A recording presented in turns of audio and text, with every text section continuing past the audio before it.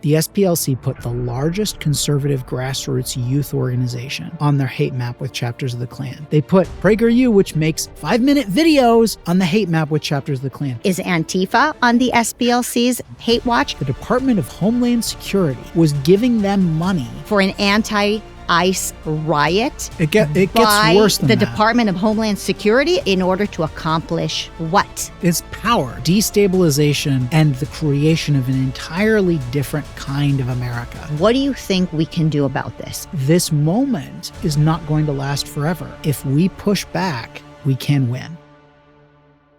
Tyler, welcome to PragerU. I am so glad that you reached out to us about the SPLC because I think that it has become a very big conversation because the SPLC, the Southern Poverty Law Center that claims to fight hate speech, is actually a hate watchdog, and it's been attacking Turning Point USA, it's been attacking PragerU, and they have a track record of causing real damage.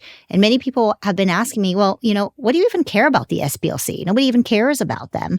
And so I think to understand whether we should even care about the SPLC, we need to understand who their partners are and what kind of power do they have. And do they even have enough power where we should pay attention to what the Southern Poverty Law Center thinks or says about us? Yes, you should be very alarmed. I mean, I think it's important for us. A lot of people say, if I'm on the hate map, on the Southern Poverty Law Center's hate map, I count that as a badge of honor because it shows that I'm doing something. There's a little bit of truth to that.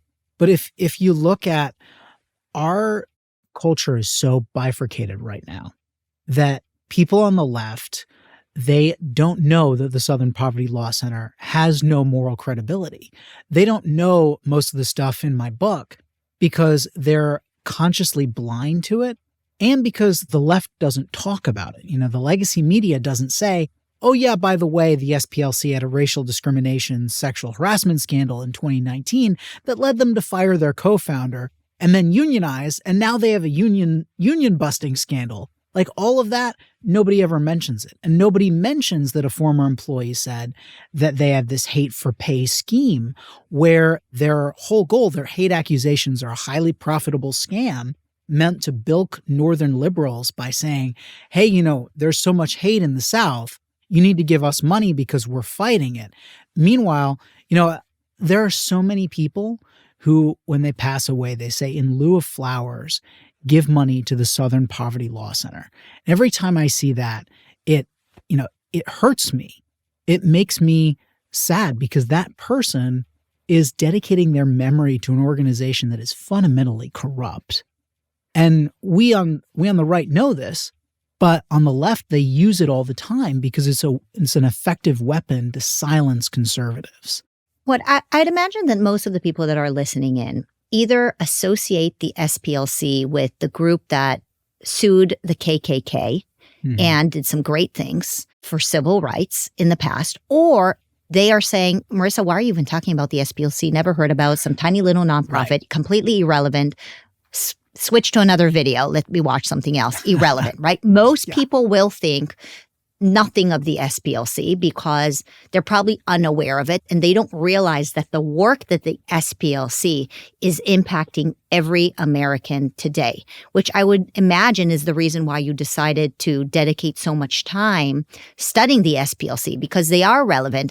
And how did you get into this? Why did you decide to write a book about the Southern Poverty Law Center? Yeah, well, so there's so many different layers to this. First off, I was at the Family Research Council in the summer of 2012. Oh. I was not there when the shooting happened, thank God.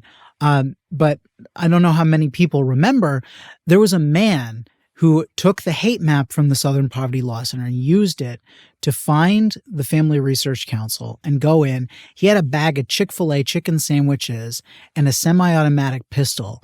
And he told the FBI his goal was to go to every single person in that building and shoot them and smear a Chick-fil-A sandwich in their face. And this was in the middle of, 2012. Chick-fil-A had gotten... There was a controversy about them funding conservative Christian organizations. And many people on the left, especially the LGBTQ activists, they were saying, they're funding hate. And so this is an LGBT hate crime that was committed, that this guy came in. Thankfully, the shooting didn't fully take place. There was a brave building manager. He's not actually a security guard. He was a building manager who stopped the would-be shooter. He got shot in the arm, and it's a lifelong debilitating injury. But thank God that was the only thing that happened, because this man was planning to kill everyone in the building. And he later told the FBI he used the SPLC map to find and target the Family Research Council. So when you are put on a map, it reminds me a little bit of the Gabby Giffords non-scandal, where, her congressional district was put on a map of political targets. And then later they said, when she got attacked, it was because of this map. There was no connection. In this case, there's a very clear connection with this SPLC hate map and this terrorist attack. And to be fair, the SPLC did say immediately after that they condemn violence. They didn't want an attack like this. But at the same time, they've kept the Family Research Council on the map. And they've added even more mainstream conservative and Christian organizations ever since. And so that issue, that stood out to me, because I had gone to that very nonprofit and been sitting in the chairs outside the main entrance where this shooting happened. And then there were lawsuits. In the summer of 2017, there were about 4 different news events that led me to really focus on the SPLC. One of them was that a charity watchdog it was GuideStar, put the SPLC hate group labels on all of the organizations on the hate map. So they partnered with another organization. Yes. Well, so this is one of these websites that you will go to see, is this nonprofit good? Should I give my money to this nonprofit? And without going to all of these groups that had been smeared by the SPLC, without taking a second to question this, GuideStar just puts hate group, SPLC designated hate group, on these profiles. And that led to a lawsuit. Thankfully, GuideStar took that down. But at the same time, Amazon Smile, which Amazon Smile, may rest in peace, no longer exists. But that was a program that you would use so that every Amazon purchase you made, part of the proceeds would go to a nonprofit, a charity of your choice.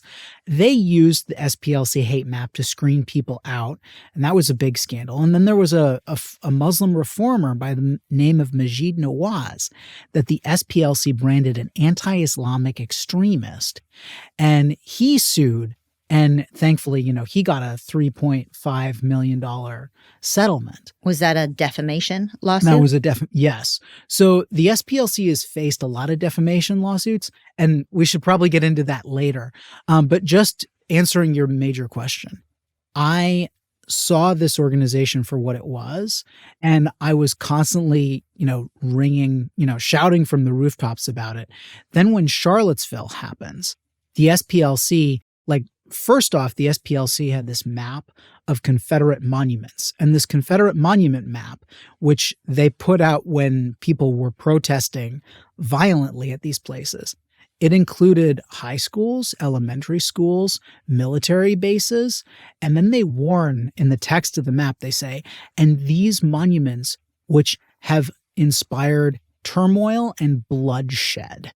And this is one of the things that the SPLC is out there doing while you're having these violent protests and people knocking over statues. This was happening in 2017.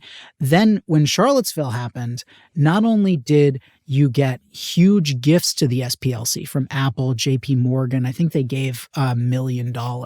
For seeding violence in places around America. Essentially. I mean, they were responding to, this is the way it is with the left. You have an event that the left ties to the right and then says, now we need to silence anyone on the right, and we need to give to these organizations that are silencing people on the right.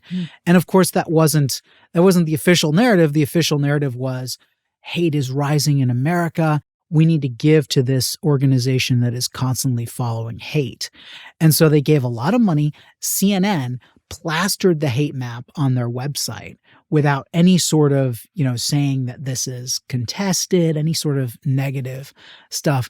And so all of this happening in 2017 just showed me that somebody needed to take the SPLC to task.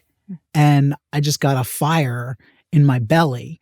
And throughout the next few years, as more and more happened, and then as the big scandal broke in 2019, it was like a flash in the pan. They fire their co-founder. The president steps down. One of the members of their board steps down because she was, she's some big, Jocelyn Benson, Secretary of State of Missouri. She stepped down from the SPLC board in the midst of this scandal because it was such a big scandal. And then suddenly, crickets. The media is like, oh, drat, we have to cover the scandal for like half a second. And then, oh yeah, well, nothing's wrong at the SPLC. Don't look. Nowadays, the SPLC is cited in the media and nobody even mentions the big scandal in 2019. And so I'm like, if I didn't have enough reason to write a book after 2017, after 2019, when the legacy media and the Democratic Party tried to shove all of the SPLC skeletons into their closet, I felt like I had no choice.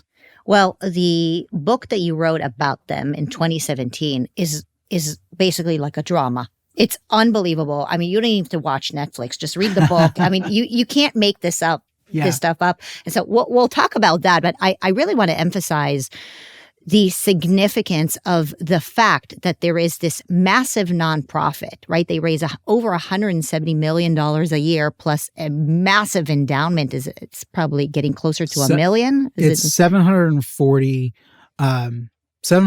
million in so their more endowment. Than $500 million. So they have just an obscene amount of money. And, they're not a small thing. You mentioned that they're connected with GuideStar, and we'll talk about their connection to the FBI later on. But they are very, very significant.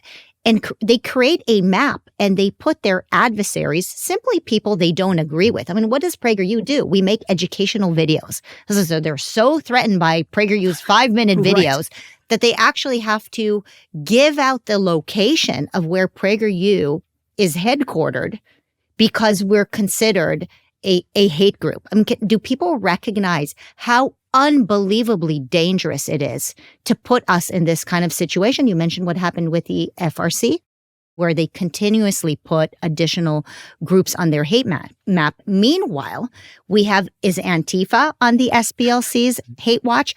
Antifa literally burnt down our cities. We have Los Angeles burning down, supported by several nonprofits, CHIRLA. Is the SPLC going to put CHIRLA on their hate watch map? Yeah, I'm waiting. They haven't. So this is the thing. You get violence on the left, right?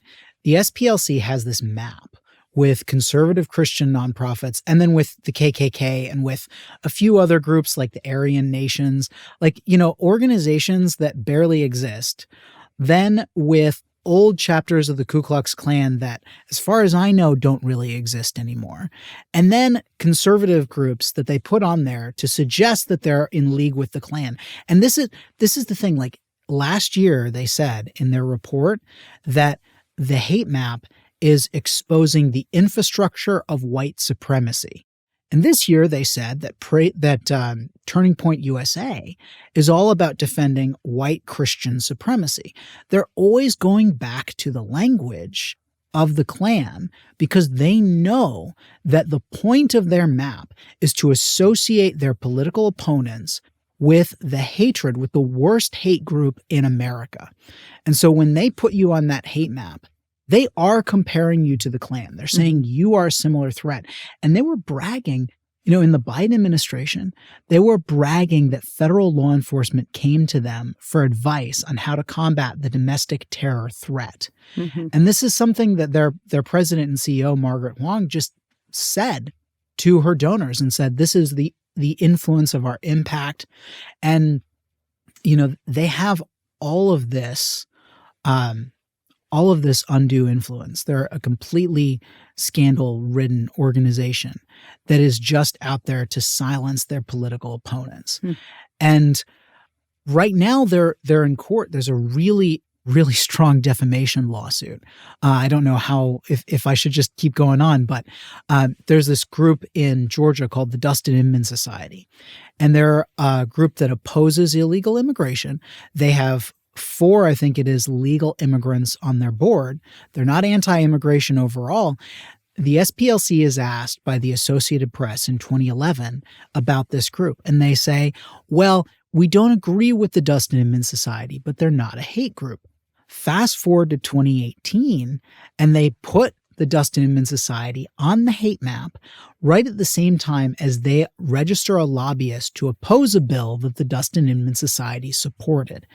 So right now there's a case where it's a strong defamation case that made it past, not to go too far in the weeds, but in order to get a defamation case to court, you have to clear multiple hurdles.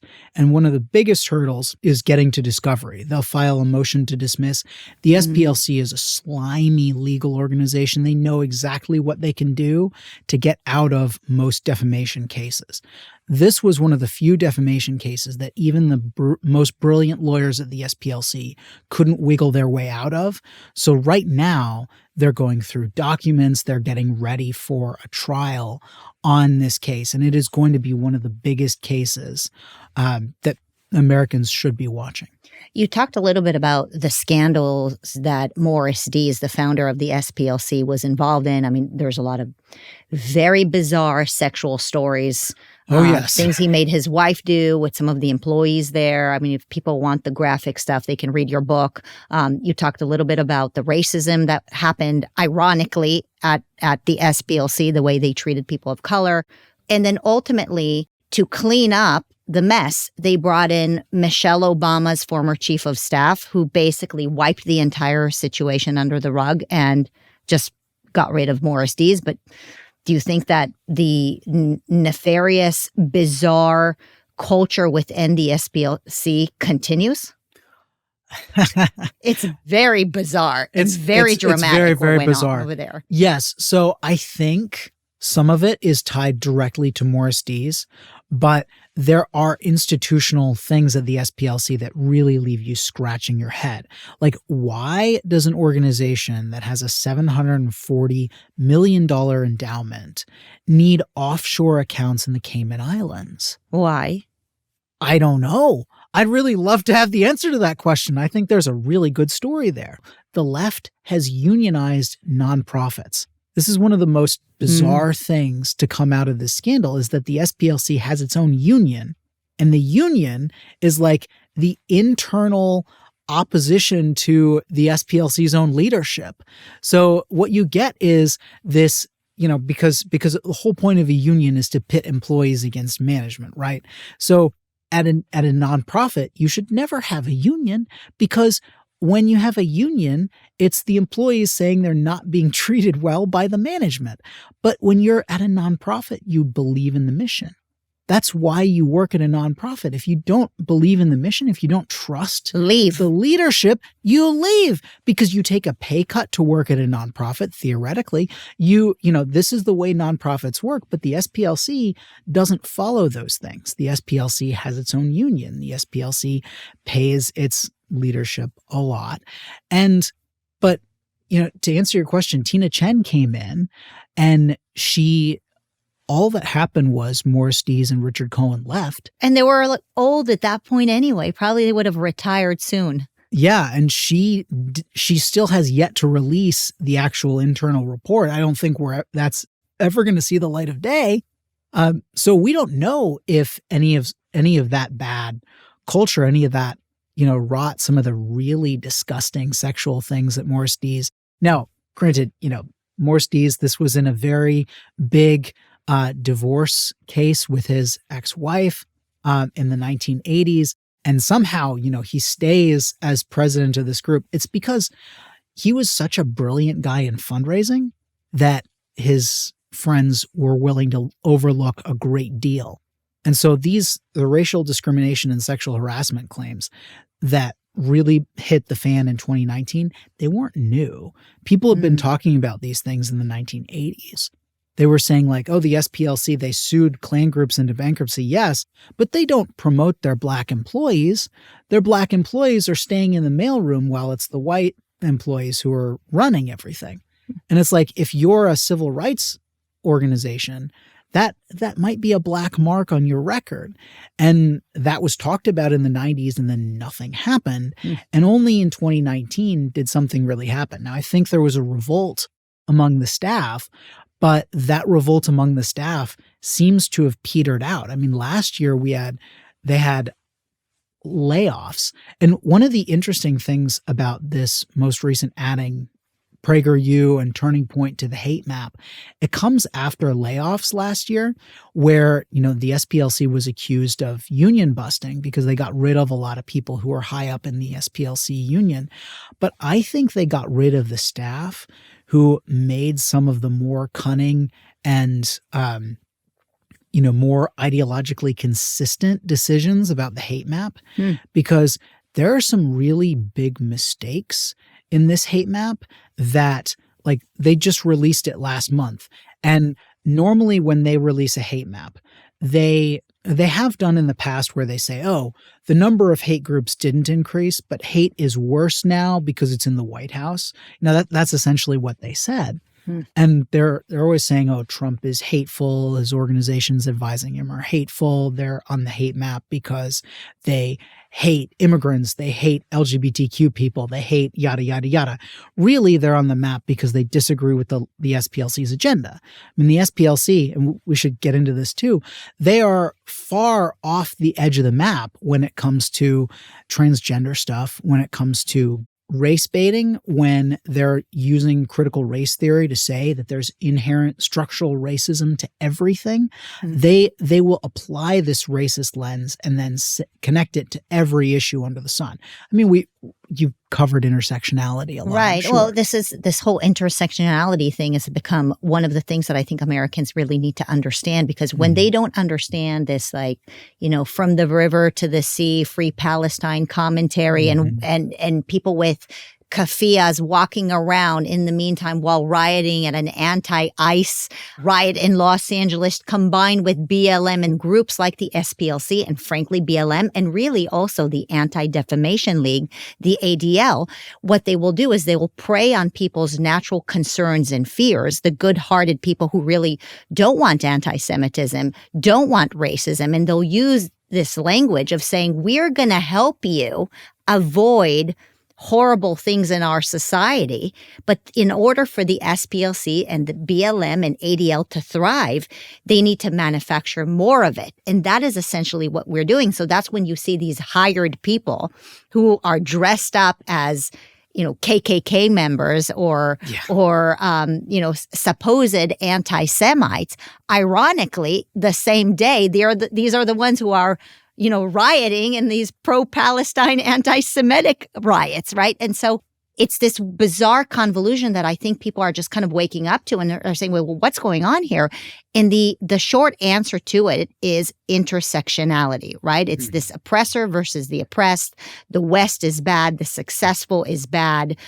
The oppressed, the underdog is always on the right, and therefore, by all means necessary, including violence, real violence, they must correct things. What I don't understand is, you look at the riots in Los Angeles, and you know that organizations like the SPLC, maybe not the SPLC directly, but again, we talked about CHIRLA and, the SEIU, which you can explain that organization. And, even Becky Pringle, who runs one of the largest teachers unions in America, is goading people on and basically saying, fight against ICE.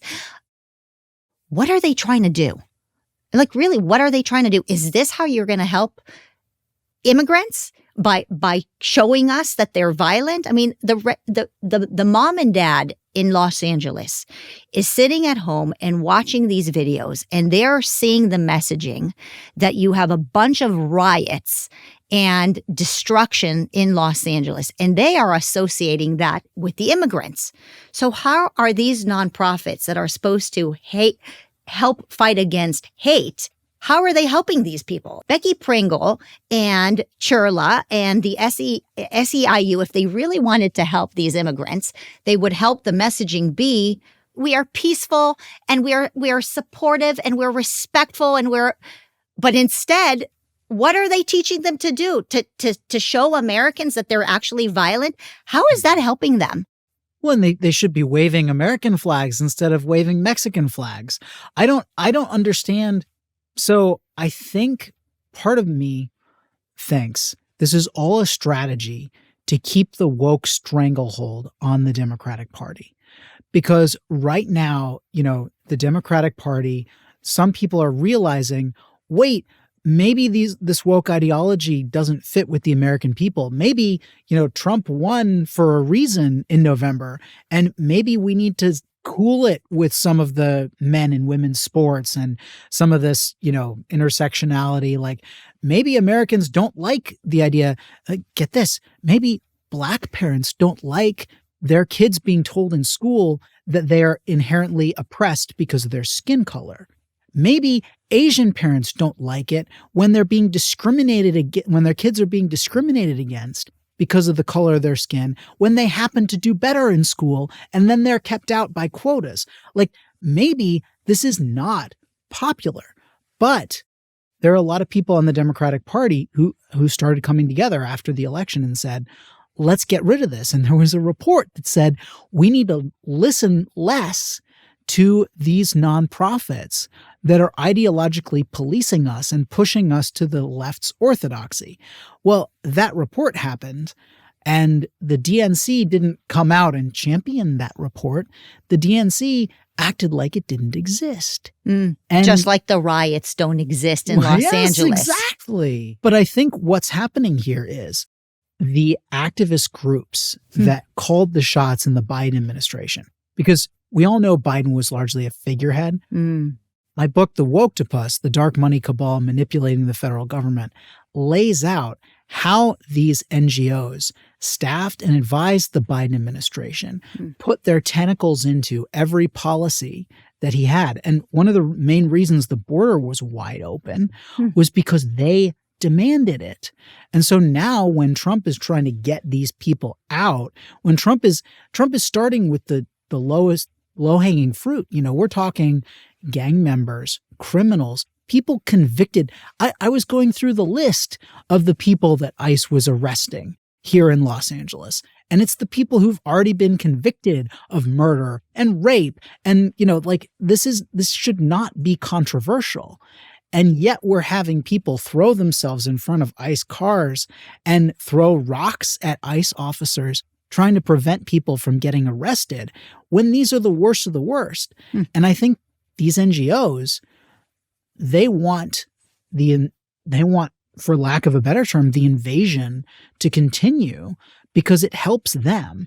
And they want to have an America where you have this settled lower class that's always going to vote for the Democrats because they see the Democrats as their saviors. That's not really how it works. I think we all know that. Many Hispanic people are waking up and voting with the Republican Party because most of those, like the people I grew up with in Colorado who are legal Mexican immigrants to the United States who love this country, want the border to be closed. They want the good immigrants to come here. They don't want just anybody. And they feel insulted when somebody crosses that border illegally and then gets government benefits. Okay, can you correct me if I'm wrong? Because this thing is so mind-boggling that it's almost hard for even me to believe, and just when you think you've seen it all. So CHIRLA is the nonprofit organization that organized the anti-ICE riots in Los Angeles. Is it true that CHIRLA received government funding both from the federal and from the state? So we are paying for an anti-ICE riot It gets worse than the that. Department of Homeland Security? Is this, oh my gosh, this is just insane. It gets worse. Yes, because the money, So the answer to your question is yes. Now, we don't know it's not 100% proven that they orchestrated the protests. They've been on the ground organizing protests against ICE for a while. Mm-hmm. And now that these protests are getting violent, they're saying, we didn't organize this protest. And they've said that. Meanwhile, I've been talking with sources in the government who are saying like, well, they won't come out and say to me specifically that they have concrete proof that this group organized it, but they know the people on the ground who are doing these things. And they're like, well, this claim doesn't pass muster.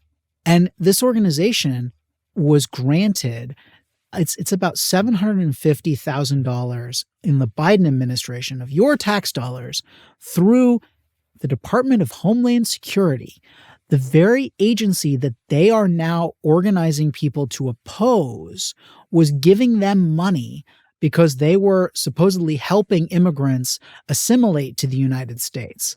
So this is the way that the left's NGO apparatus, and this is the story that happens over and over and over again in the Biden administration. All you have to do is follow the money, and it's not that hard. But so one of my recent stories was a woman who worked at this organization called the Solidarity Center. They promote labor unions across the world. And she worked at the Solidarity Center for, I think it was about 15 years. She goes to work at the Department of Labor under Biden.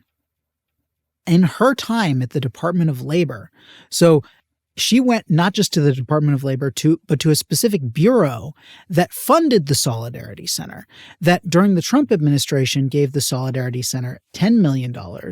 But after she joined that bureau, gave the Solidarity Center $54 million. And this is the story over and over again in the Biden White House. Not only was it a revolving door, but it was also, they were shoveling money to these nonprofits that propped up their interests and their ideology. And went after their opponents, their political opponents too. Do you think the Southern Poverty Law Center, the SPLC, received money from the U.S. government as well? So I haven't found any money from the U.S. government to the Southern Poverty Law Center, but I think it's very important to note they had a lot of impact in the Biden administration. So Margaret Wong bragged about being brought in to advise on domestic terrorism. They had meetings with the Department of Justice, the Department of Education. They also met with Kristen Clark, who was the head of the Civil Rights Office of the Department of Justice. Mm-hmm. She's the woman who brought charges against peaceful pro-life protesters using a law that she wouldn't use to defend pregnancy centers. So this is a complicated issue. It's called the FACE Act. It should protect pregnancy centers and abortion clinics. That's the way it was written. That's the way the DOJ has said it applies. When you had all this violence against pregnancy centers after the overturning of Roe v. Wade, I think there was like one or two cases that her department brought. Most of them just scot-free, nothing. And then there were a lot of cases, like the situation with Mark Hook, where local law enforcement looked into the matter and said, he didn't do anything wrong. We're not pressing charges. She comes in and says, he's a conservative protesting abortion. We're going to throw the book at him. Mm. And anyway, this situation happened over and over again, and the SPLC was meeting with her. But the SPLC also was the force behind the anti-Catholic memo. I think you might remember in 2023, the FBI, Richmond FBI had this memo, and it said that radical traditional Catholics are a threat to America. And FBI agents need to develop sources and infiltrate these churches and find where these threats might be because they're a threat to our country. And the source that they used for this memo was the Southern Poverty Law Center. And it was a list of radical traditional Catholic hate groups that hadn't been updated for something like 10 years. And I talked to some of the people on this list because I was curious. And they said, oh yeah, well, that organization on the list doesn't exist. That organization is a bunch of nuns in a convent. Like, it's it's insane, this list that the FBI was using. But the FBI was using it, and we have now learned that this list went out to 1,000 FBI agents, and they didn't do anything. They didn't complain. Like there was one or two FBI agents who sent emails to each other saying, "I'm concerned about this. Why are we at the beck and call of the Southern Poverty Law Center?" But not a single of those 1,000 FBI agents and staff who received this memo made even a peep to the Richmond office when they got this memo, which really suggests that the anti-conservative bias of the FBI is way bigger than you think it is.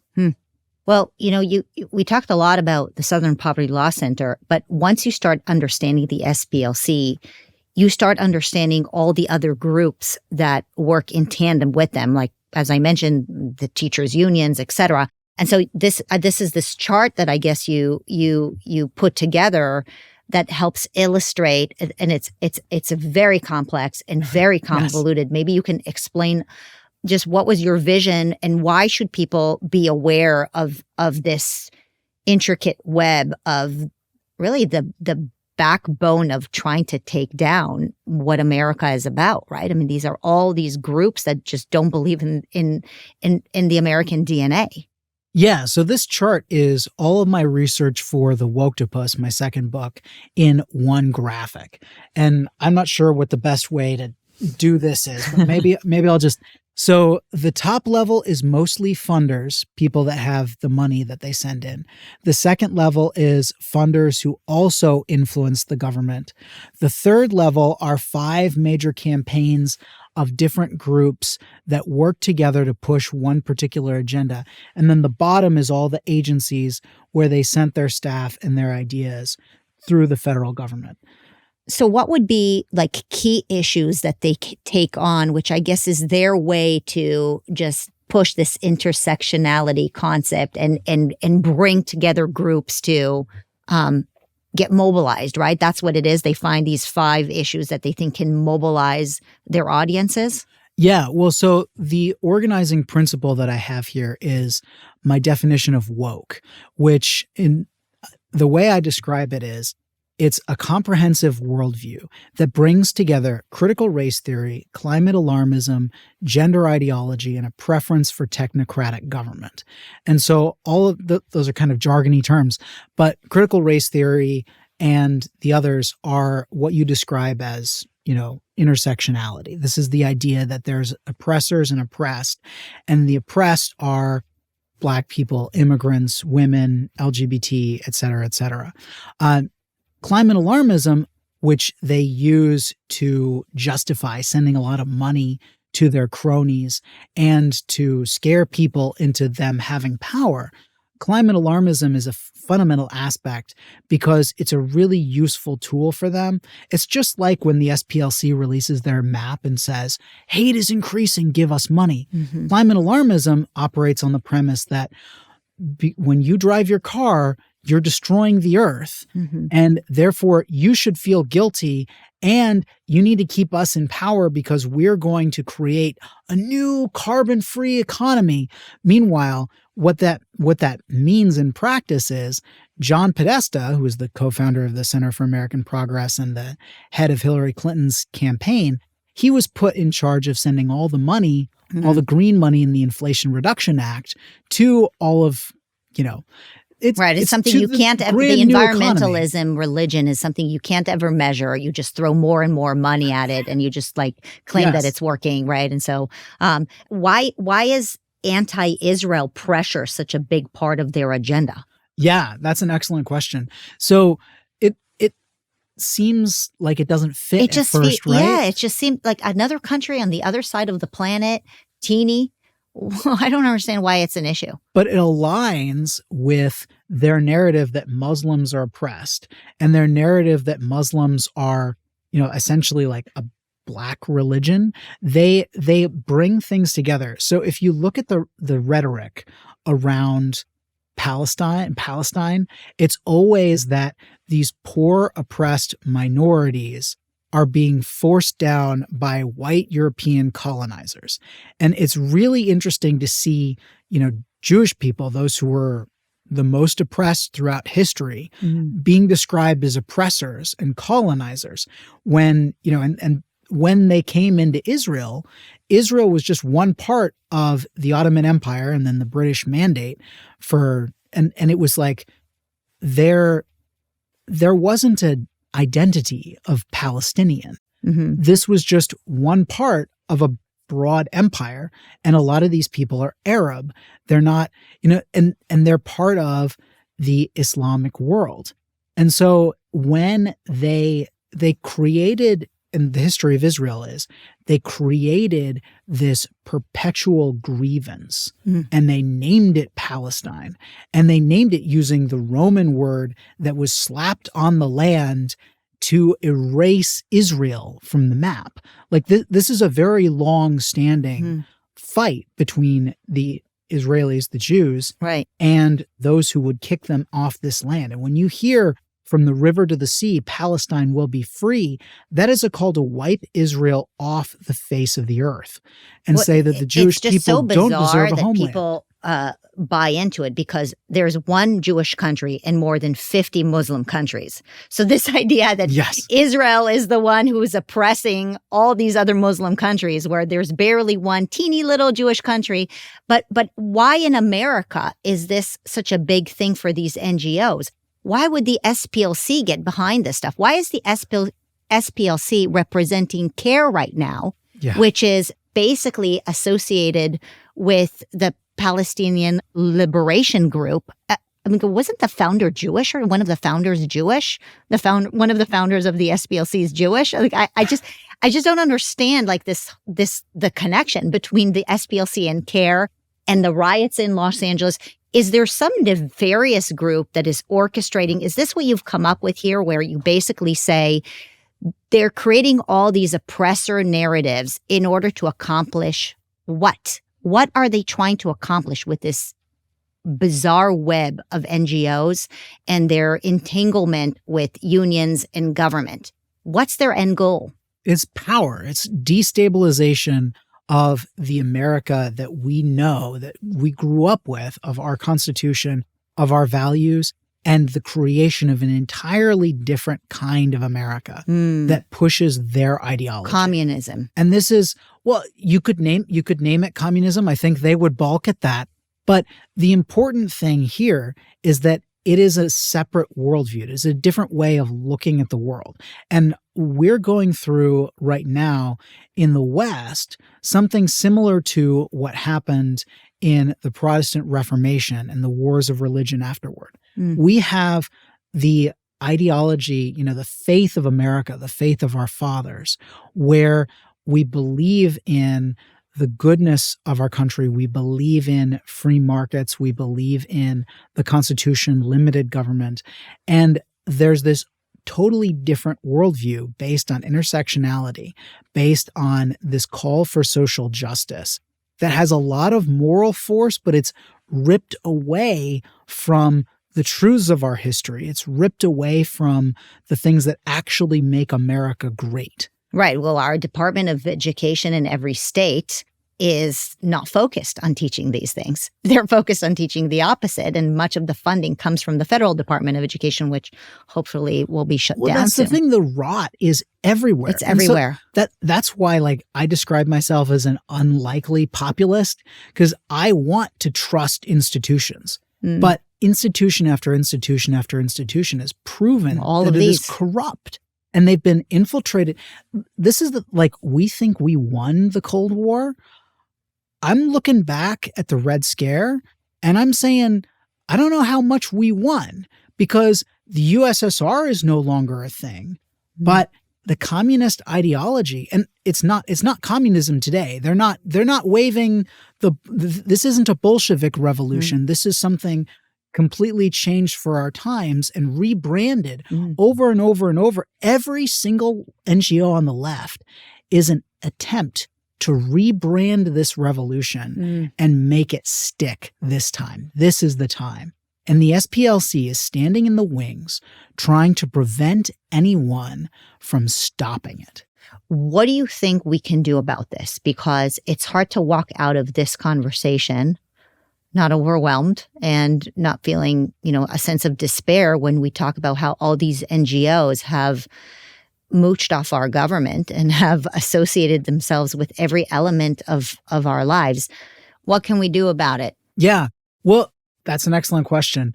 I'd be remiss if I didn't say that my books are a useful resource. Making Hate Pay, The Corruption of the Southern Poverty Law Center, and The Woktopus, The Dark Money Cabal Manipulating the Federal Government.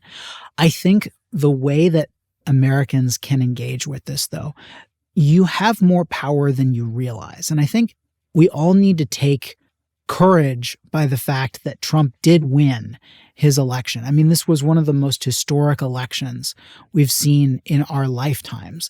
We had a guy, the first former president to face federal charges, the first, he got an assassination attempt on the campaign trail. Someone tried to take him out because the left had constantly been spreading hatred of him for so long. Yeah. And we saw a guy resonate with the American people and thumb his nose at this ideology. That was the thing over and over again. One of the main reasons he won was because he was saying, Kamala Harris is for they, them. I'm for you. Mm. That resonated. And I think Americans need to realize there are more of us who believe in common sense than you think. And if you speak up and if we make a stink, I'm seeing company after company after company drop their DEI statements right now. It's true. Another big victory. And I think that is, but I think we have to hold them to the fire continually because this moment is not going to last forever. And they only went for DEI because they thought it was the hip thing. Now we see they're leaving it, which is great. But we have to constantly say, when you're raising your kids, teach them the values of America. When you're in the marketplace, I think there are companies out there that need to hear that the SPLC is not reliable. There are companies that are using the SPLC even now. Like there's Eventbrite, there's Airbnb that said they use the SPLC. Wow. We need to be asking them, do you really think this is an organization worth, this year alone, the SPLC put the largest conservative grassroots youth organization on their hate map with chapters of the Klan.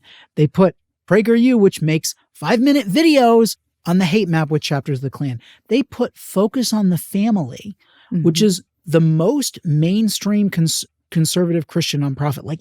It defined Christian nonprofits in the 1990s. Well, I'm going to do this. I'm going to check every company I shop with, and I'm going to see if they're associated with the SPLC. And if they are, I'm going to complain. And you know what? I'm not going to shop with companies that are associated with this group. This group is ruining our country. We should, that's the first step. That's something we could do. Yeah. And that's a really big, important step to make. And then we have to say, we can't let Democrats off the hook. When they're citing this group, they need to hear. And when your local newspaper, when whatever newspaper you read is citing the SPLC and doesn't have, the AP recently ran an article about the SPLC's hate map. They mentioned that conservatives criticized the SPLC, but they never mentioned any of the scandals. They never mention anything that actually undermines the SPLC's credibility. Write a letter to the editor. Each of us has a lot more power than we realize. And if we push back, we can win.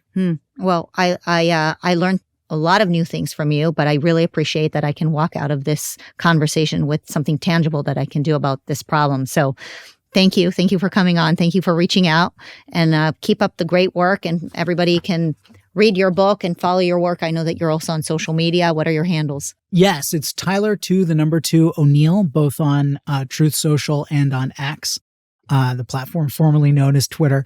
The Daily Signal is on YouTube, Instagram, every place except TikTok, pretty much, where we take no truck with the Chinese Communist Party. Well, we'll have to have a conversation about that another time. But for now, thank you and bless you for your work. Thank you again so much for having me.